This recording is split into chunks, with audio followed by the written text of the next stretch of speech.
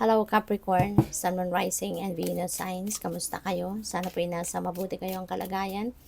Welcome back po sa Star Tarot. At kung bago kayo rito, welcome din po kayo. Please subscribe, like, share my videos, and leave me a comment kung nakaresonate kayo. First card ninyo po, we have Lily, Spiritual Love. Ayan, so maganda to kasi siguro mararamdaman ninyo sa ngayon, no? Yung pagmamahal ng universe sa'yo, pagmamahal ni God, pagmamahal ng mga angels mo, ng the rest of your spirit team, you will feel the love, parang mararamdaman mo yung kanilang yakap sa'yo, no? At hindi lang yan, even the people around you, no? Maaaring may mga tao dito na magpaparamdam ng kanilang concern sa'yo, pagmamahal sa'yo, diba? So, we have mountain, major challenge to overcome. So, kung ano man ito, huwag kayong mag-alala kasi lahat naman ng problema, 'di ba, nasusolusyonan. Lahat naman ng challenges sa buhay, may katapat yan na solusyon. Kaya, kung ano man yan, no, kaya ninyo yan. Always remember na hindi ibibigay sa iyo or hindi ilalagay ng universe ang isang challenge sa path mo kung hindi mo rin kayang i-manage yan. Um, kung hindi mo kayang i-manage or hindi mo kayang solusyonan yan. No? Kaya nandiyan dyan yan, binigay yan sa'yo because kaya mo yan, malalagpasan mo yan, at matututo ka. No? Mayroong important lesson dito na dapat kang matutunan. So, we have butterfly, a change for the better. Okay? So, mayroong pagbabago na magaganap. Ang maganda kasi pagbabagong mabuti, maganda ang epekto nito sa buhay mo. 'Di ba? Kaya this is going to be an exciting period in your life. All right? So, kung ano man 'yan, ikaw lang ang tanging makakaalam kung anong area of life ito na magkakaroon ng changes. So, we have grasshopper, situation in the balance that require careful handling. So, maaari na meron ditong sitwasyon na medyo delikado or medyo sensitive siguro, no, na kailangan mo ng careful handling. Hindi po pwede yung nagmamadali, no? You can't apply in this situation yung pagrarush, no, sa mga bagay-bagay. Okay? So, kailangan kalmado lang. So, we have a stubborn and aggressive person. So, pwedeng meron kang tao na ma-encounter, na ito, sutil-sutil, may pagkasutil, agresibo, matapang pa, 'di ba? So, sana, 'di ba? Deadma ka na lang as much as possible, Kung pwedeng deadma ka na lang. Step away from this kind of person kasi maninega ka lang diyan, 'di ba? So, we also have pineapple, reconciliation. Ito din yung kailangan mo. Sa ngayon siguro na, alam mo yun, luwagan ang inyong pakiramdam. Kumbaga, maaaring this is the perfect time for you to compromise para na magkaroon kayo ng reconciliation. Makaayos, diba? Merong pagpapakumbaba siguro dito na mangyayari. And it could be you or it could be the person who have hurt you ang siguro lalapit sa'yo. Baka siya yung mag-i-initiate ng conversation, 'di ba? So, yun. Ang maganda, ang ending, mag-aayos din kayo, magre-reconcile kayo. So, there is excitement, 'di ba, na mararamdaman din si Capricorn. Maaaring you will be excited about, no? About something. Depende sa inyong sitwasyon, kung anong klaseng excitement ito. Pwedeng, pwedeng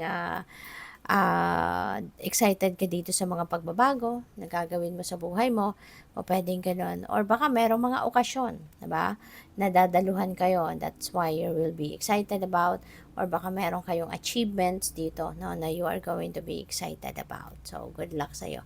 Have fun and enjoy, okay? So, what else? We have triumph over troubles and obstacles. So, meron ditong mapagtatagumpayan na kayo, and that could be related to this mountain energy. Baka yung challenge na to, mapagtatagumpayan mo na. 'Di ba? Kung ano man ang mga problema na maaaring kinakaharap mo, mahahanapan mo agad yan ng solusyon. So, which is good. We also have fear, worries, and tense situations na maaaring nararamdaman ninyo, and that could still be related to that energy. Diba? So, yun, malalagpasan mo din yan. Ang importante, wag mong tambayan ang mga ganong klaseng energy, mga ganong klaseng problema, diba? Wag tambayan. Instead, mas magandang isipin mo kung ano yung magagawa mo agad, diba? Para masolusyonan mo yan, para matanggal yan. No? I always choose to lean towards, always choose to lean towards, towards positivity. 'Di ba? Kung meron kang kinakatakutan, 'di ba? Remember na kung matatakot ka, 'di ba? May stuck ka kung nasaan ka. 'Di ba? Mas magtatagal ka sa sitwasyon na 'yan.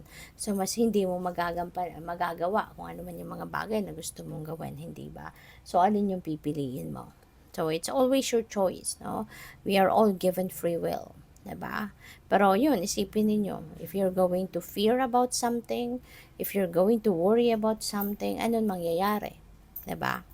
So, what else? We have misunderstanding.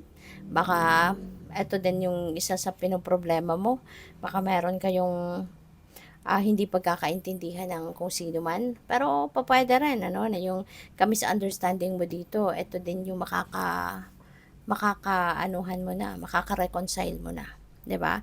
Baka yung misunderstanding na to that will fade away na soon kasi baka ito na rin magkakaintindihan na kayo, magkakausap na kayo, maybe mapapatch up mo na din kung ano man yung hindi ninyo na pagkakaintindihan. So we have stork, news of a birth or a new business opportunity. So baka meron kang mababalitaan dito na manganganak, maaring importanteng tao ito sa buhay mo, 'di ba? Or ka-close mo, kaibigan mo, mga ganyan, kamag-anak mo, yung ganon. So, maaari na mababalitaan mong mayroong manganganak. Or baka mayroong business opportunity na dadating sa'yo. Baka mayroong mag-o-offer, 'di ba, ng negosyo. So, we have tortoise, slowly but surely getting ahead. Okay? Ito yung magiging approach siguro ninyo sa ngayon, Capricorn. Hindi kayo magmamadali. You're going to be very patient. No? This is definitely your energy, 'di ba? Kasi hindi kayo yung basta-bastang tumatalon agad, no, sa desisyon or sa anumang bagay na hindi rin ninyo pinag-aaralan, hindi ninyo pinaghahandaan. So, ngayon, again, 'di ba? That is what you are going to project, 'di ba? Mabagal man ang usad ng lahat, pero sigurado ka naman na hindi ka madadapa diyan, hindi ka magkakamali, hindi mapapasama, 'di ba, yung gagawin mo or yung mapupuntahan mo, 'di ba? So slowly but surely. So, 'di ba, yung mga ganyan, yung mga sigurista, yun ang may chance na magtagumpay agad-agad, 'di ba? So, good luck. Thank you for watching. Love and light. Namaste.